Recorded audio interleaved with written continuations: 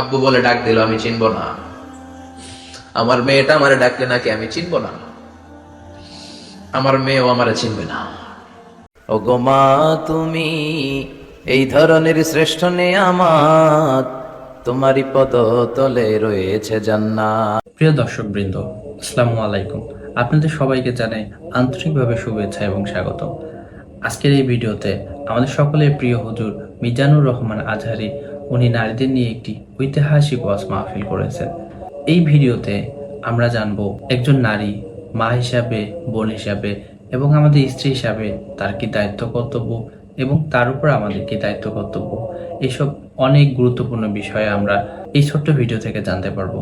শুধু তাই না, এখানে নারীদের শিক্ষা, নারীদের বাইরে কাজ করতে যাওয়া এবং নারীদের পর্দার ব্যাপারে অনেক বিস্তারিত আলোচনা করা আছে।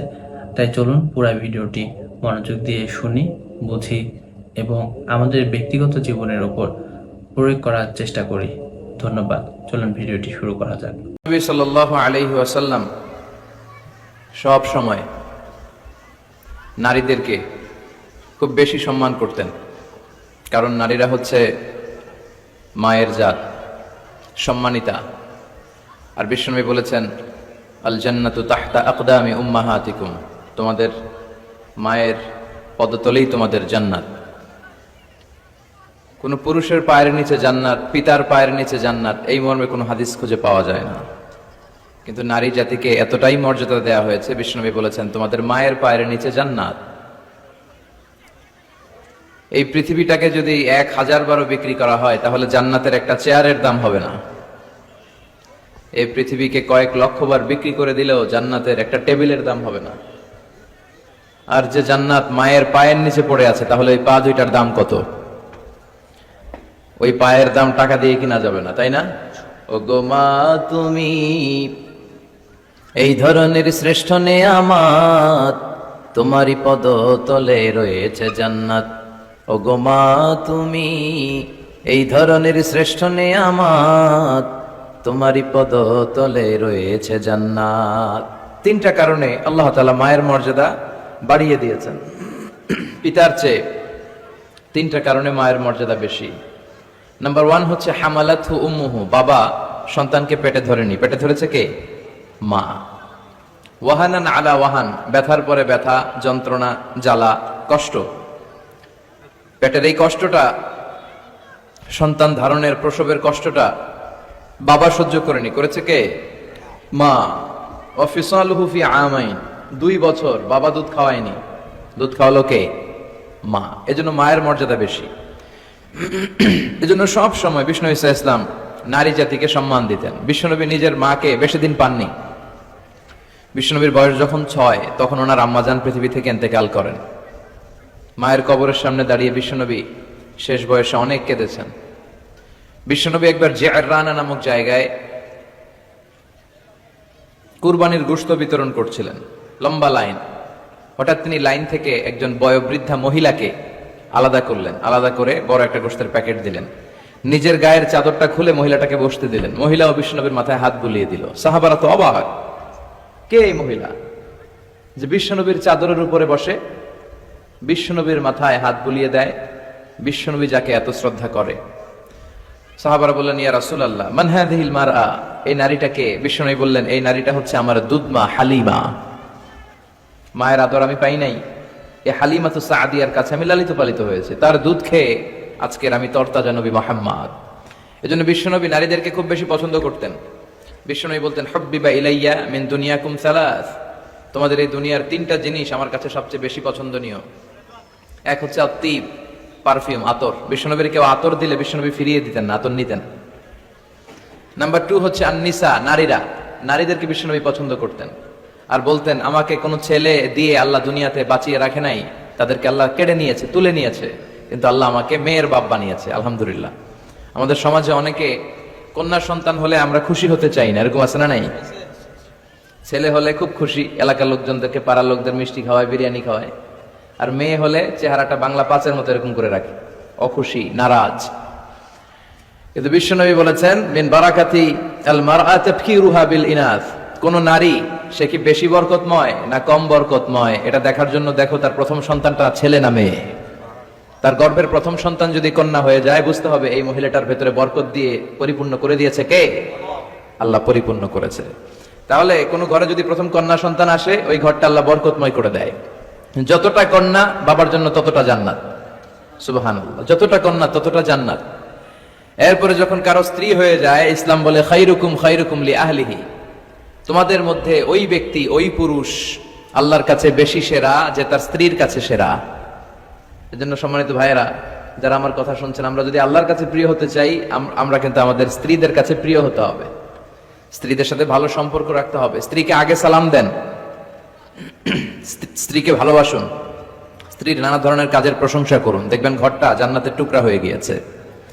এরপর আপনার স্ত্রী যদি সন্তান সম্ভবা হয়, ইসলাম বলে বাচ্চা ডেলিভারি দিতে যেয়ে যদি কোনো মা দুনিয়া থেকে বিদায় নেয়, আল্লাহ তাআলা কিয়ামতের দিন ওই নারীকে শহীদদের কাতারে দাঁড় করিয়ে দিবেন, তিনি শাহীদা।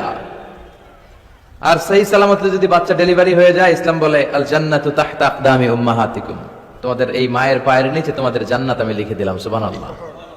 তো কত মর্যাদা ইসলাম বাড়ালো, বাড়াতে বাড়াতে নারীর মর্যাদা কোথায় নিয়ে গেল। শুধু ইসলাম মর্যাদাই নারীকে দেয় নাই, ইসলাম দিয়েছে নারীকে অধিকার। কি দিয়েছে?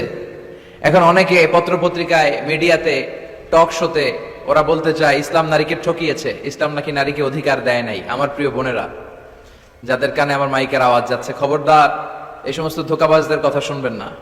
এরা অধিকারের আড়ালে আপনাদেরকে ঠকাতে চায়, এরা নারীকে বিজ্ঞাপনের পণ্য বানাতে চায়। পত্র পত্রিকায় একটা পেজ থাকে বিনোদন, ওই পেজে আপনাদেরকে অসম্মান করা হয়, ঠিক কিনা? নারীর সম্মান তখন ফুটে ওঠে যখন নারীর গায়ে থাকে হেজাব, যখন নারীর দেহে শোভা পায় পর্দা। এই হেজাব আর পর্দা নারীর অধিকার, এই হেজাব আর পর্দা নারীর অহংকার, এই হেজাব আর পর্দা নারীর আভিজাত্যের প্রতীক, এই হেজাব আর পর্দা নারীর রুচির প্রতীক। একটা নারী কতটা ভদ্র, কতটা ডিসেন্ট ম্যানারের, কতটা রুচিশীল, কতটা মার্জিত, এটা তার পোশাকে শোভা পায়। তার পোশাক দেখলে বোঝা যায় এটা কোন ঘরের মেয়ে, এটা কোন বংশের মেয়ে, এটা কোন এলাকার মেয়ে, তার বাবা কেমন, তার দাদা কেমন, তার ফ্যামিলি স্ট্যাটাস কেমন, তার পোশাক এটা বলে দেয়। এজন্য হেজাব আপনার অহংকার, আপনার অধিকার, আপনি বুঝে নেন। নারী অধিকারের কথা যারা বলে এরা আপনাদের ঠকায়, এরা আপনাদেরকে বানায় বিনোদনের পণ্য, বিজ্ঞাপনের পণ্য, বিলবোর্ডের পণ্য। রূপালী পর্দায় নেকেড উলঙ্গ অবস্থায় আপনাদেরকে প্রদর্শিত করতে চায়, গল্প কবিতার উপন্যাসে আপনাদের সম্ভ্রমহানি করতে চায়। যারা এই নারী অধিকারের, নারী স্বাধীনতার কথা বলে, এদের ঘরের নারীরাই বেশি নির্যাতিতা। খুঁজে দেখবেন পত্রপত্রিকায় আমরা প্রায়ই দেখি এদের হাতেই এদের ঘরের কাজের মেয়েগুলো নির্যাতিতা হয়। এজন্য নারীদেরকে সম্মান দিয়েছে ইসলাম, শুধু সম্মান, স্ট্যাটাস আর মর্যাদাই দেয় নাই। খেয়াল করে শুনবেন বোনেরা, ইসলাম আপনাদেরকে দিয়েছে অধিকার, আপনাদের অধিকারগুলো বুঝে নেবেন। কি অধিকার দিয়েছে আপনাদেরকে? ইসলাম আপনাদেরকে দিয়েছে ইবাদতের অধিকার। আপনি ইবাদত করবেন, আপনার বাবা, আপনার স্বামী আপনাকে বাধা দিতে পারবে না। বিশ্বনবী বলেছেন লা তামনাউ ইমা আল্লাহি মাসাজিদাল্লাহ, খবরদার আল্লাহর দাসীদেরকে আল্লাহর ঘরে যেতে বাধা দিও না। মহিলাদেরকে মসজিদে যেতে বাধা দেয়া যাবে না, কিন্তু আমাদের দেশে বাধা দেয় কি দেয় না? জুরিতে কি অবস্থা? হ্যাঁ, যেতে দেয় না, ঠিক না বলে, তাই না? কিন্তু শপিং মলে যাইতে দেয়, পয়লা বৈশাখ পালন করতে দেয়, 31st নাইটে নাচানাচি করতে দেয়, 21শে ফেব্রুয়ারিতে ফুল নিয়ে যেতে দেয়। আর ভালোবাসা দিবসের তো কোনো কথাই নাই। 14ই ফেব্রুয়ারি ওই দিন নিয়ে মুখ খোলে না, 31st নাইট নিয়ে মুখ খোলে না। শপিং মলে গেলে নারীদের কারণে চলাই যায় না, এমন ভাবে চলে, ওইটা নিয়ে কথা বলে না। কিন্তু হেজাব পরে পুরুষ ঢুকবে এক রাস্তা দিয়ে, মহিলা ঢুকবে আরেক রাস্তা দিয়ে, ওইটার ব্যাপারে নাকি ফিতনা শুরু হয়ে যায়। এগুলো মূর্খ, এগুলো বুঝে না। ফিতনা হবে কেন? আপনি সিকিউরিটি দিবেন। বিষ্ণু বলেছেন, দেখেন কি অধিকার দিল, লা তামনাউ ইমা আল্লাহি মাসাজিদাল্লাহ, আল্লাহর বান্দীদেরকে আল্লাহর ঘরে যেতে বাধা দিও না। বাবাও বাধা দিবেন না, স্বামীরাও বাধা দিবেন না। আস্তে আস্তে আস্তে আস্তে করে সমাজে এই পরিবেশ গড়ে তোলেন। এমন মসজিদ হবে, মসজিদের এক পাশ দিয়ে ঢুকবে পুরুষেরা, অন্য পাশ দিয়ে ঢুকবে নারীরা, যাতে কোনো ফিতনা তৈরি না হয়। আর মসজিদে ঢুকলে ফিতনা হবে, কে বলেছে? মসজিদে তো নারীরা আসে ইবাদতের জন্য, এজন্য তাদেরকে যেন আমরা বঞ্চিত না করি। ইসলামের দেয়া নারীর প্রথম অধিকার হচ্ছে ইবাদতের অধিকার। কিস অধিকার?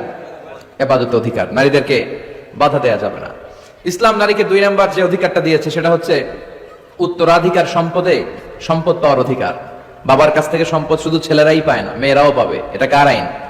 ইউসিকুমুল্লাহু ফি আওলাদিকুম লিযযাকারি মিসলু হাযযিল উনসায়াইন। আল্লাহ বললেন, আমার দেয়া বিধান হচ্ছে বাবার সম্পত্তিতে শুধু ছেলেদেরই অধিকার নয়, মেয়েদের অধিকার আছে, ছেলে যদ্দুর পাবে মেয়ে পাবে তার অর্ধেক। আমার বোনেরা, আপনাদের অধিকার বাবার কাছ থেকে আপনারা বুঝে নেবেন। ছেলেকে যদি বাবা 2 লক্ষ টাকা দেয়, মেয়েকে দিতে হবে কয় লাখ? কথা বলো, 1 লাখ। ছেলেকে যদি বাবা 4টা প্রাইভেট কার কিনে দেয়, মেয়েকে দিতে হবে কয়টা? কার আইন? আল্লাহর আইন। এই আইনে উল্টাপাল্টা করা যাবে? ইউসিকুমুল্লাহু ফি আওলাদিকুম লিযাকারি মিসলু হাযযিল উনসায়াইন, এটা আল্লাহর দেয়া আইন। এই আইনে উল্টাপাল্টা করা যাবে না। নারীদের অধিকার আছে সম্পদে। অনেক বাবা মা ছেলের হাতে সব তুলে দেয়, মেয়েকে কিছুই দেয় না, বলে মা তোর জন্য দোয়া করে দিলাম। কি করে দিলাম? দোয়া। তো দোয়া শুধু মেয়েদের জন্য কেন? ছেলেকেও তো দোয়া করবেন। ওয়ালাইকুম আসসালাম, বসেন। ছেলেকেও দোয়া করবেন, মেয়েকেও দোয়া করবেন। যে যেটা পাওয়ার উপযুক্ত প্রাপ্য, তার প্রাপ্যটা তাকে বুঝিয়ে এরপরে হাত তুলে দোয়া করবেন। তাহলে ইসলাম নারীকে ঠকায় নাই। অনেক মা আছে ছেলের পাতে ভালো ভালো খাবার দেয়, মেয়েকে ঠকায়, আছে না নাই? জুরিতে বোধহয় এগুলো চলে না। ছেলের পাতে দেয় মুরগির রান, মেয়ের পাতে দেয় মুরগির ঠ্যাং। কিতা খাও তোমরা? ঠ্যাং খাওনি? হ্যাঁ, ট্যাং। তো ছেলের পাতে মুরগির রান, মেয়ের পাতে মুরগির ঠ্যাং। আহা, তো মেয়ের কি মুরগির রান খেতে মনে চায় না? চায়। যেই মা, যেই বাবা ছেলের পাতে মুরগির রান দেয়, মেয়ের পাতে মুরগির ঠ্যাং দেয়, ওই দেখবেন অনেক সময় ওই মা বাবার শেষ জীবনটা ছেলের বাড়িতে কাটে না, কাটে মেয়েদের বাড়িতে। প্রকৃতির একটা রিটার্ন আছে, আল্লাহর একটা খেলা আছে, ওই খেলাটা আল্লাহ খেলে দিবে শেষকালে। আল্লাহু আকবার। তাহলে ইসলাম নারীকে দিয়েছে ইবাদতে অধিকার, ইসলাম নারীকে দিয়েছে সম্পদে অধিকার। ইসলাম নারীকে 3 নম্বর যে অধিকারটা দিয়েছে, আল হুকুক ফিল মাহার, মোহর পাওয়ার অধিকার। প্রতিটা নারী বিয়ের সাথে সাথে তার হাজবেন্ডের কাছে মোহর আনার অধিকার আছে। সুবহানাল্লাহ। ওয়া আতুন নিসা সাদাকাতিহিন্না নিহলা, তোমরা সন্তুষ্ট চিত্তে তোমাদের স্ত্রীর হাতে মোহরানা তুলে দাও। কার আইন? আল্লাহর আইন। এখন এই মোহরানাও নাই। মোহরানার উল্টা পিঠে আমরা ঢুকাইছি যৌতুক। কি ঢুকাইছি? আল্লাহ দিল মোহরানা, আমরা নেই যৌতুক। কত বড় ডাকাত! এগুলো ডাকাত। ছেলেটা কমনি? আচ্ছা, আলহামদুলিল্লাহ। এই মাহার আমরা দিয়ে দিব স্ত্রীর হাতে, এটা তার অধিকার। অনেক স্বামী স্ত্রীদেরকে বঞ্চিত করে, ঠকায় আর মাফ চায়। কি করে?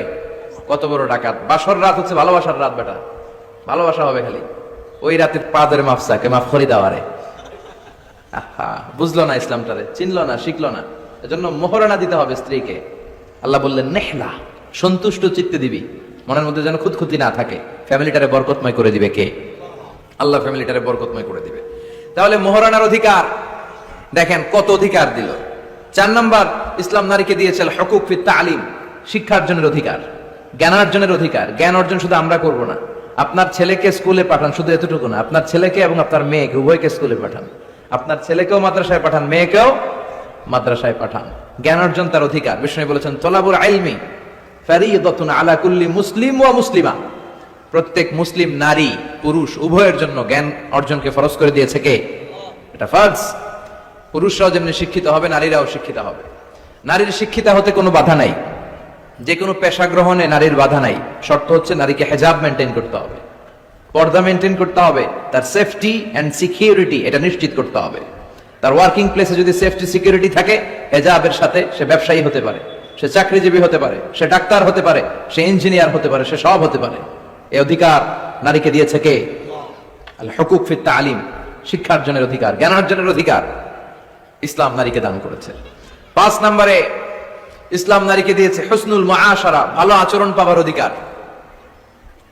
ওয়া আশিরুহুন্না বিল মারুফ, আল্লাহর আদেশ, খবরদার স্ত্রীদের সাথে খারাপ আচরণ করো না, ভালো আচরণ করো। অনেক স্বামী আছে স্ত্রীর সাথে খারাপ আচরণ করে, কখনো হাসি দেয় না, মুখটা গোমরা করে রাখে, আছে না নাই? সব সময় ঝিরকি দিয়ে কথা বলে, রাগ দেখায়, বাবুগিরি দেখায়, সাহেবগিরি দেখায়, এরকম ডাকাইত আছে না নাই? বিশ্বনবীর মুখে সবসময় এক চিলতে হাসির ছোঁয়া লেগেই থাকতো। মা আয়েশা বলে, এত বছর বিশ্বনবী সংসার করলাম, একদিনও বিশ্বনবীকে আগে সালাম দিতে পারি নাই। সবসময় বিশ্বনবী আগে সালাম দিতেন। আপনারা ঘরে হাজবেন্ড যারা আছেন, 2-4 জনের দিকে যারা আছেন, ঘরে ঢুকেই স্ত্রীকে আগে সালাম দিয়ে দিবেন। আর স্ত্রীও সবসময় উৎ পেতে বসে থাকবেন যে দেখি আমি আগে দিতে পারি কিনা। এইভাবে আপনাদের মধ্যে যদি সালামের কম্পিটিশন হয়, ছেলে মেয়েগুলোরে আল্লাহ আল্লাহ বানাই দিবে কে? আমরা চাই আমাদের ফ্যামিলিগুলো জান্নাতি ফ্যামিলি হোক, আমাদের ছেলে মেয়েগুলো আল্লাহ আল্লাহ হোক। এজন্য আমরা যেন স্ত্রীর প্রশংসা করি, তার রান্নার প্রশংসা করবেন, সৌন্দর্যের প্রশংসা করবেন, তার যত ভালো দিক, তার মেধা, তার জ্ঞান, সবকিছুর প্রশংসা করবেন। ইয়াউমা ইয়াফিরুল মারউ মিন আখিহি ওয়া উম্মিহি ওয়া আবিহি ওয়া সাহিবাতিহি ওয়া বানিহি লিকুল্লি ইমরিইম মিনহুম ইয়াউমাইযিন শাআনুন ইউগনিহি। বিশ্বনবী বললেন, আয়েশা, সেদিনটা আজকের দিনের মতো নয়, ভয়ঙ্কর একটা দিন হবে। বাবা ছেলেরে চিনবে না, ছেলে বাবার চিনবে না, মা তার মেয়েরে চিনবে না, মেয়ে তার মারে চিনবে না। মা আর মেয়ের ভালোবাসার চেয়ে বড় ভালোবাসা হতে পারে? বাবা ছেলের ভালোবাসার চেয়ে বড় ভালোবাসা? স্বামী স্ত্রীর ভালোবাসার চাইতে বড় ভালোবাসা দুনিয়ায় আছে? স্বামী স্ত্রীরে চিনবে না, স্ত্রী স্বামীকে চিনবে না। কঠিন দিন, মানুষগুলো হুফাতান হয়ে দাঁড়াবে, নগ্ন পদ, পায়ে জুতা নাই। কিয়ামতের দিন যে আমরা দাঁড়াবো, জুতা থাকবে পায়ে? বাটা জুতা, অ্যাপেক্সের জুতা, গলফ পোলো ক্লাব আমেরিকান থাকবে? হ্যাশ পাপিস থাকবে? কিচ্ছু থাকবে না, কিছুই থাকবে না। দাঁড়াও, জুতা ছাড়া দাঁড়াও। নগ্ন পদ, আমাদের কারো পায়ে কোনো স্যান্ডেল নেই, জুতা নেই। 2 নম্বরে অরাতান, মানে নেকেড, মানে কি? উলঙ্গ। নোবডি বিলং এনি গার্মেন্ট, কারো কোনো ড্রেস থাকবে না, নেকেড হয়ে আমরা দাঁড়াবো, জন্মদিনে ড্রেস পরে। মা এসে বললেন, নবী এটা কেমন কথা, লজ্জা শরমের বিষয়। জামা ছাড়া মানুষগুলো কি করে দাঁড়াবে? কারো গায়ে কোনো জামা নাই, সবাই naked. Don't they feel any shy? Don't they feel any shame? লজ্জা হবে না সেদিন? লজ্জা নাই, শরম নাই? বিশ্বনবী বললেন, আয়েশা, আজকের দিনটা তুমি যেমন ভাবে কাটাচ্ছ, ওই দিন তো এই দিনের মতো না। ওইটা হবে ভয়ঙ্কর দিন, কেউ কাউরে চিনবে। ইয়াউমা ইয়াফিরুল মারউ মিন আখিহি ওয়া উম্মিহি ওয়া আবিহি ওয়া সাহিবাতিহি ওয়া বানিহি লিকুল্লি ইমরিইম মিনহুম ইয়াউমাইযিন শাআনুন ইউগনি। আমি কয়েকদিন আগে এই আয়াতটা পড়ে আবাসা ওয়া তাওয়াল্লা সূরাটার অবাক হচ্ছিলাম। ইয়াউমা ইয়াফিরুল মারউ মিন আখিহি, মানুষ তার ভাই দেখে পালাবে। আমি নিজের সাথে মিলালাম, আমার ছোট ভাইকে দেখে আমি পালাবো? আমাকে দেখে সে পালাবে? ওয়া উম্মিহি ওয়া আবিহি, যেই মায়ের পেটে 10 মাস আমি ছিলাম, যে মা আমি না ঘরে না গেলে ঘুমায় না, আমি না খেলে মা খেতে চায় না, আমার জন্য আমার মায়ের প্রাণ, আমার মায়ের জন্য আমার প্রাণ, কত ভালোবাসাবাসী। ওই মা আমাকে দেখে চিনবে না, আমি নাকি আমার মাকে দেখে চিনবো না। আমি আমার বাবারে দেখে পালাবো। ছোটবেলা থেকে কোলে পিঠে করে আমার বাবা আমারে মানুষ করলো। বাবাকে কত ভালোবাসি, বাবার সাথে কত ভালোবাসার গল্প, এই বাবারে দেখে আমি দৌড় দিব। বাবা আমারে দেখে দৌড়াবে। ওয়া সাহিবাতিহি ওয়া বানি, সাহিবা মানে প্রিয়তমা স্ত্রী, যার সাথে এত ভালোবাসা, এত খুনসুটি, তারে দেখে আমি পালাবো। ওয়া বানি, আমার সন্তান, যেই সন্তানের জন্য আমি আমার জীবনও দিতে রাজি, ঠিক কিনা? সন্তানকে দেখে আমি দৌড়। আব্বু বলে ডাক দিল, আমি চিনব না। আমার মেয়েটা আমারে ডাকলে নাকি আমি চিনব না, আমার মেয়েও আমারে চিনবে না। ইয়াউমা ইয়াফিরুল মারউ মিন আখিহি ওয়া উম্মিহি ওয়া আবিহি ওয়া সাহিবাতিহি ওয়া বানিহি লিকুল্লি ইমরিইম মিনহুম ইয়াউমাইযিন শাআনুন ইউগনিহি। বিশ্বনবী বললেন, আয়েশা, সেদিনটা আজকের দিনের মতো নয়, ভয়ঙ্কর একটা দিন হবে। বাবা ছেলেরে চিনবে না, ছেলে বাবার চিনবে না, মা তার মেয়েরে চিনবে না, মেয়ে তার মারে চিনবে না। মা আর মেয়ের ভালোবাসার চেয়ে বড় ভালোবাসা হতে পারে? বাবা ছেলের ভালোবাসার চেয়ে বড় ভালোবাসা? স্বামী স্ত্রীর ভালোবাসার চাইতে বড় ভালোবাসা দুনিয়ায় আছে? স্বামী স্ত্রীরে চিনবে না, স্ত্রী স্বামীকে চিনবে না, বন্ধু বন্ধুরে চিনবে না, ইমাম সাহেব মুসল্লিরে চিনবে না, মুসল্লি ইমাম সাহেবকে চিনবে না, নেতা কর্মীরে চিনবে না, কর্মী নেতাকে চিনবে না, পীর সাহেব মুরিদরে চিনবে না, মুরিদ পীর সাহেবরে চিনবে না। লিকুল্লি ইমরিইম মিনহুম ইয়াউমাইযিন শাআনুন ইউগনি। ও আয়েশা, তুমি পোশাক নিয়ে ব্যস্ত, সেদিন বাবাই তো ছেলেরে চিনবে না, মা মেয়েরে চিনবে না, কেউ কাউরে চিনবে না, সবাই পাগল পাড়া হয়ে থাকবে। নিজের চোখের পানি, নাকের পানি, নিজের ঘামের পানিতে নিজেই কিয়ামতের দিন সাতরা বেড়ে। আয়েশা, আল্লাহু আকবার। সবাই ক্লান্ত শ্রান্ত, পেরেশান, ঘর্মাক্ত, ক্ষুধায়, সবাই অস্থির ক্ষুধার্ত। সূর্যটা মাথার একেবারে কাছে চলে আসবে, সূর্যের তেজদীপ্ত তাপে মাথার মগজগুলো ভাতের মাড়ের মতো গলে গলে নাকের ছিদ্র, কানের ছিদ্র দিয়ে বেয়ে বেয়ে পড়বে। কেন ইমাজিন, চিন্তা করতে পারে? জিহ্বাটা কুকুরের মতো ঝুলতে থাকবে, নাভির সামনে এসে নাভিস্থল পর্যন্ত জিহ্বাটা ঝুলতে থাকবে। সবার মুখে চিৎকার, ইয়া নাফসি, আল্লাহ বাঁচাও। কানা মিকদারুহু 50 আলফা সানা, 50,000 বছর হবে কিয়ামতের সেই দিনটা। পাগল হয়ে যাবে, পাগল। আমি মুখোমুখি হতে যাচ্ছি সেদিনের। আপনি মুখোমুখি হতে যাচ্ছেন, আমরা সবাই সেদিনটা দেখতে যাচ্ছি। চিল্লায় কোন ঠিক কিনা? ও আয়েশা, লিকুল্লি ইমরিইম মিনহুম ইয়াওমাইযিন শাআনুন ইউগনি। এমন ভয়ঙ্কর দিন হবে, এমন ভয়ানক পরিস্থিতি হবে রে আয়েশা, বাবা মা চিনা যাবে না, পীর সাহেবরে চিনা যাবে না, কেউ কাউরে চিনবে না। আল্লাহ তুমি আমারে বাঁচাও বাঁচাও বলে যে মাথাটা একবার উপরের দিকে করবে, কার গায়ে জামা আছে কার গায়ে জামা নাই সেদিক নজর দেওয়ার সময়টাও কেউ পাবে না রে আয়েশা। ওই নজরই থাকবে না, সবাই দাঁড়িয়ে যাবে।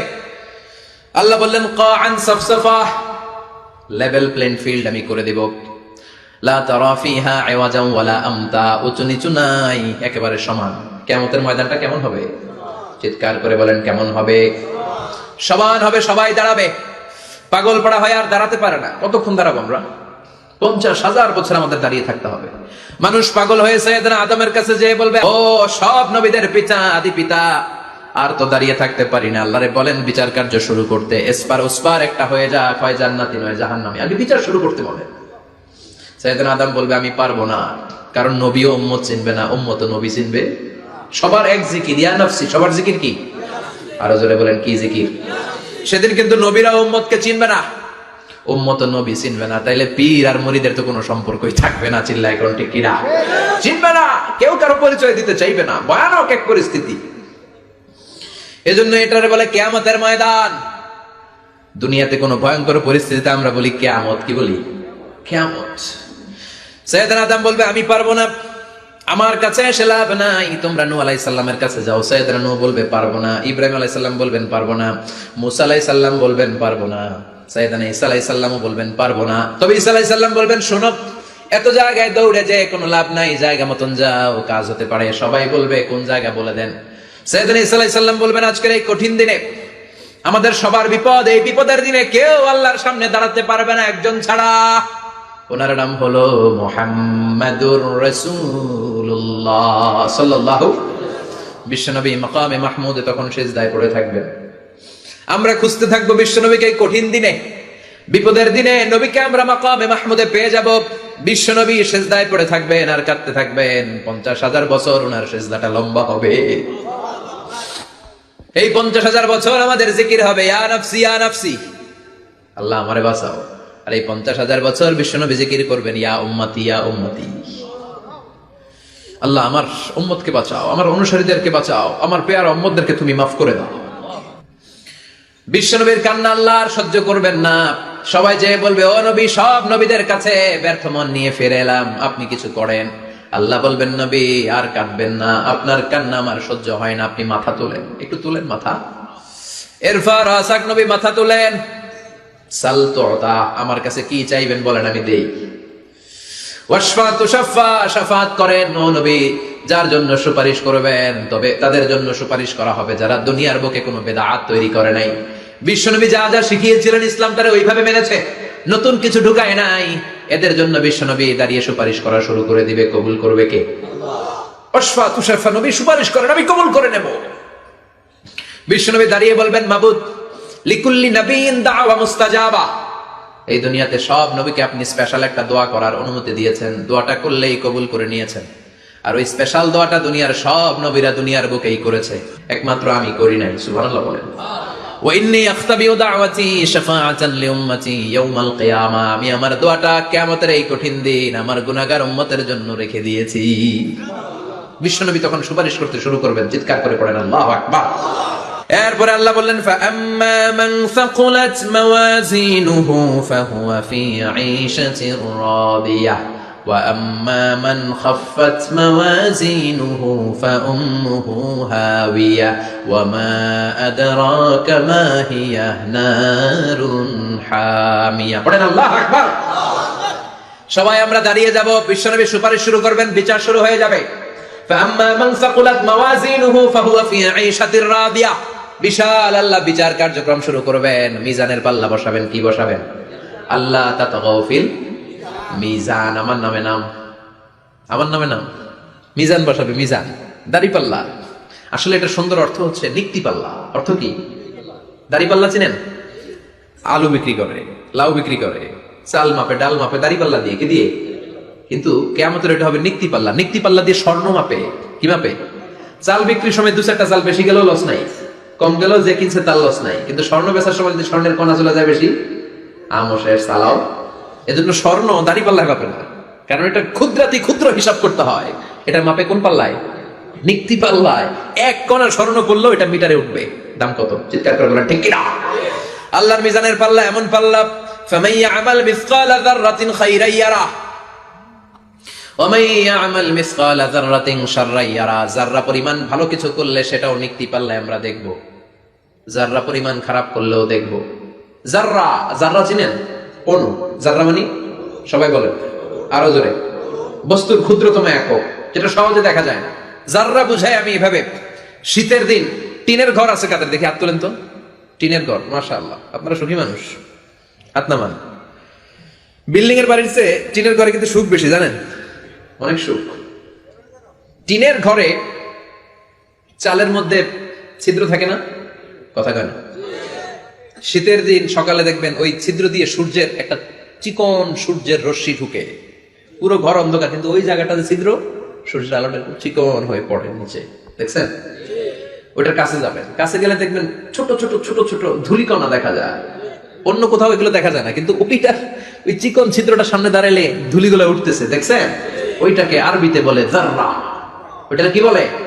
ফামান ইয়ামাল মিসকালা যাররাতিন খাইরান ইয়ারা ওয়া মান ইয়ামাল মিসকালা যাররাতিন।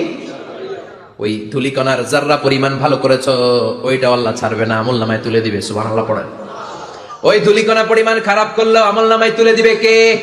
فأما من ثقلت موازينه فهو في عيشة راضية। সেদিন মিজানের পাল্লায় যার নেকের পাল্লা ভারী হবে তার খালি সুখ। তার কি? فهو في عيشة راضية। সে আনন্দে খুশি করতে শুরু করবে, নাচানাচি শুরু করবে। তাকে ডান হাতে আমলনামা দেয়া হবে। কোন হাতে? আল্লাহ তুমি আমাদের ডান হাতে আমলনামা নসিব করো, আমিন। আমাদের হিসাবটারে সহজ করো, আমিন। মিজানের পাল্লায় আমাদের নেকের পাল্লাটা ভারী করে দিও। আবার বিশ্বনবী বললেন, দুইটা জিকির আছে, এই দুইটা জিকির যারা দুনিয়ার বুকে বেশি বেশি করবে, মিজানের পাল্লা ভারী করে দিবে কে? কালিমাতান হাবিবাতান ইলার রহমান খাফিফাতান আলাল লিসান সাকিলাতান ফিল মিজান। দুইটা জিকির আছে, এই জিকির আল্লাহর বড় প্রিয়, কিন্তু জিহ্বায় উচ্চারণে একেবারে হালকা, কিন্তু মিজানের পাল্লায় ওজন হবে অনেক বেশি।